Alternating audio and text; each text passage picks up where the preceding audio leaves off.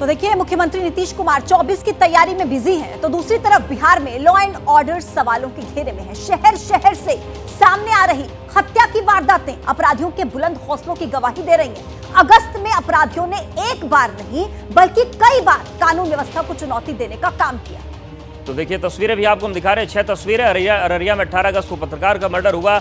इसके साथ ही साथ मोतिहारी में हत्या हुई, समस्तीपुर में एसएचओ की हत्या कर दी गई, नालंदा में भी वार्ड पार्षद की हत्या हुई। वहीं अगर हम बात करें नालंदा की तो एक और हत्या हुई वहां पर, और मुंगेर में आईटीसी कर्मचारी की हत्या की गई। तो ये 6 तस्वीरें हैं जो बता रही हैं कि बिहार में किस तरीके से अपराधियों का जो मनोबल है वो बढ़ा हुआ है और उन्होंने बिहार की कानून व्यवस्था को अपने ठेंगे पर रख दिया है।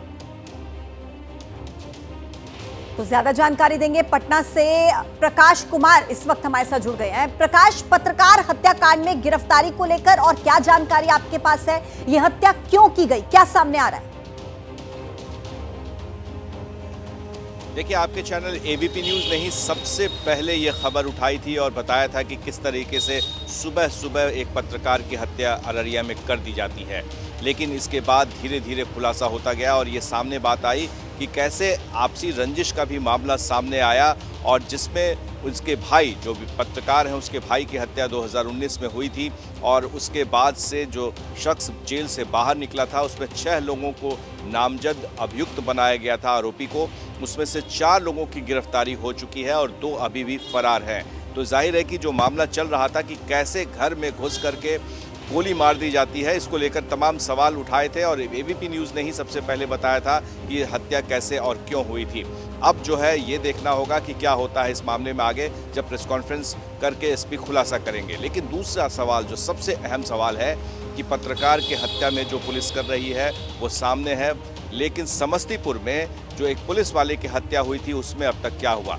हालांकि वहां के एसपी ने दावा किया था कि 10 दिन के अंदर में जो भी आरोपी है उसे खोज निकालेंगे, लेकिन आज 4 दिन हो गए हैं, अब तक एक भी सुराग प्रकाश, क्या ये ताबड़तोड़ कार्रवाई केवल इसलिए हो रही है क्योंकि मामला सुर्खियों में आ गया, पूरे देश में चर्चा होने लगी और सवाल उठने लगे? वरना हालात ये है कि लोगों की जान जा रही है और किसी को कोई फर्क नहीं पड़ रहा है बिहार में। यही मैं कहने जा रहा था कि जब पुलिस वाले ही सुरक्षित नहीं है और पुलिस पर हमला हो जा रहा है, आए दिन ये देखा जा रहा है कि शराब माफिया जो है वो पुलिस वालों पर हमला कर देते हैं। कई बार ऐसा हुआ है कि बुरी तरीके से पुलिस वाले घायल हो जाते हैं।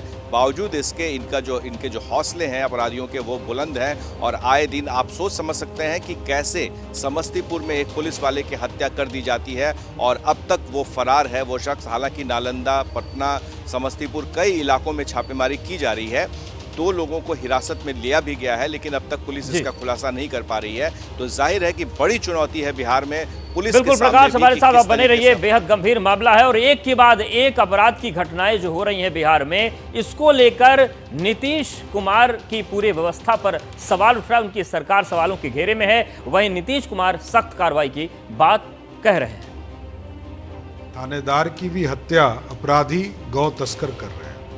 अब गवाह भी मारे जा रहे हैं बिहार में और पत्रकार जो चौथा स्तंभ है लोकतंत्र का, उनको भी मारने का काम बिहार में अपराधी कर रहे हैं। आपराधिक घटना बढ़ रही है, लेकिन नीतीश कुमार जी आराम से चैन की नींद सो रहे हैं। अभी तक तो आम बिहारियों की हत्याएं हो रही, गरीब किसान मजदूरों की हत्याएं हो रही, व्यवसायिकों की हत्या हो रही, पर आज जिस तरीके से अपराधियों की गोली के शिकार अब अधिकारी होने लग गए हैं, जब उन लोगों की अब हत्या की जा रही है, क्या इस पर भी मुख्यमंत्री नीतीश कुमार जी खामोश रहेंगे? दुख की बात हो तो देख रहा है कोई किसी के बारे में हुआ है, अभी एक न्यूज आया, तुरंत हमने अधिकारियों को कह दिया कि क्या हुआ है जी, इस तरह से हुआ, हमको बड़ा दुख हुआ। जहाँ तक बिहार की बात है, हादसा और इस तरह का अपराध जहाँ पर भी होगा, मानवता शर्मसार होती है, जिंदगी की कीमत होनी चाहिए। मुझे पूरा विश्वास है कि नीतीश कुमार जी की और तेजस्वी यादव जी की सरकार इस पर पूरी कार्रवाई करेगी।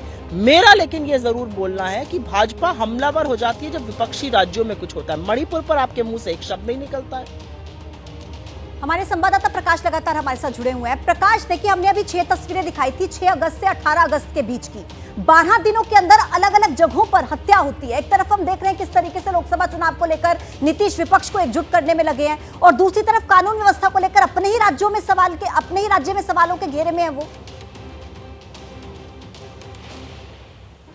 देखिए, ये बात तो सही है कि 24 की जो लोकसभा चुनाव है 24 का, उसको लेकर के तैयारियां तो हो रही हैं, लेकिन जहां तक कानून व्यवस्था की के सवाल पर विपक्ष जो सवाल उठा रहा है, उसमें एक बात सही है कि जिस तरीके से बिहार में पुलिस पर हमला हो रहा है, गवाहों पर हमला हो रहा है, या फिर जो अपराधी हैं वो खुलेआम घूम रहे हैं। जो पहले जो इकबाल नीतीश कुमार का था, जिस समय जिससे अपराधी भी जो है वो थर्राते थे, तो आखिर क्या हुआ अचानक जो इस तरह की जो पुलिस पर हमला होना या फिर जो अपराधी हैं वो खुलेआम घूमना, कई सारी ऐसी खबरें आती रहती है जिस पर सवाल उठते रह रहे हैं। पर ये देखना होगा कि क्या सरकार इसे चुनौती के रूप में या फिर कैसे इसे निपटती है, ये देखना दिलचस्प होगा। बिल्कुल, और सवाल ये भी उठता है कि जिस राज का हवाला दे देकर सत्ता में नीतीश कुमार आए थे, क्या उस राज की वापसी बिहार में हो रही है? शुक्रिया प्रकाश आपका जानकारी की।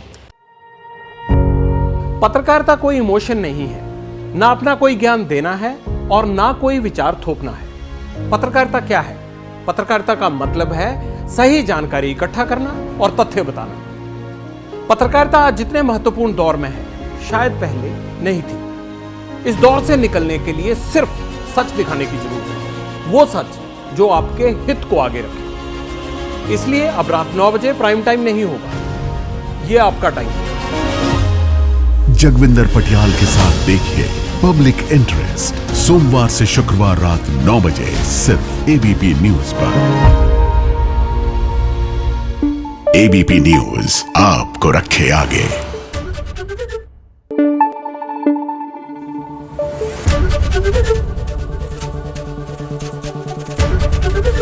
एबीपी न्यूज आपको रखे आगे।